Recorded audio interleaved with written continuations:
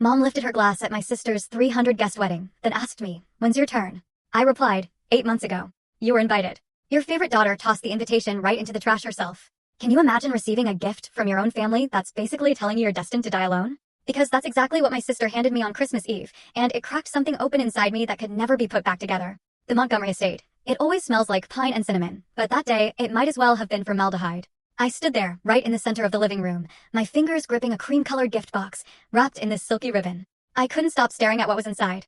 A lifetime VIP membership to Last Chance Love, one of those dating apps explicitly marketed to desperate singles over 30. And then, beneath that, a hardcover book, gold lettering and all, titled How to Find Happiness When You Die Alone. Behind me, the fire roared in the marble fireplace. Outside, thick, silent sheets of snow were blanketing the perfectly manicured grounds. But inside that room, the cold had nothing to do with December weather. Bella giggled. It was this high, sharp sound, echoing off the vaulted ceiling like breaking glass. I saw it on TikTok, my sister chirped, her voice dripping with that sickeningly false sweetness.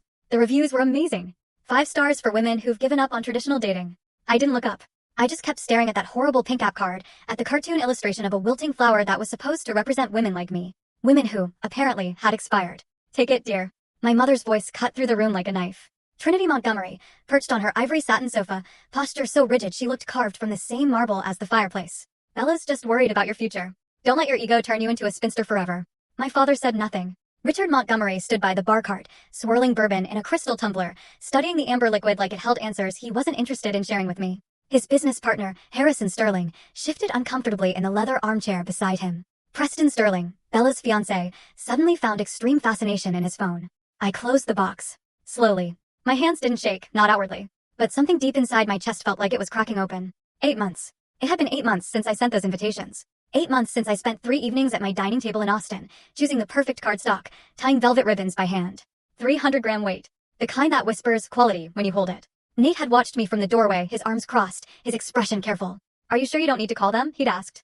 I just smoothed another ribbon, my fingers working the silk into a perfect bow. "They're my parents," I'd said. "They wouldn't miss this." The memory sat in my throat like a stone.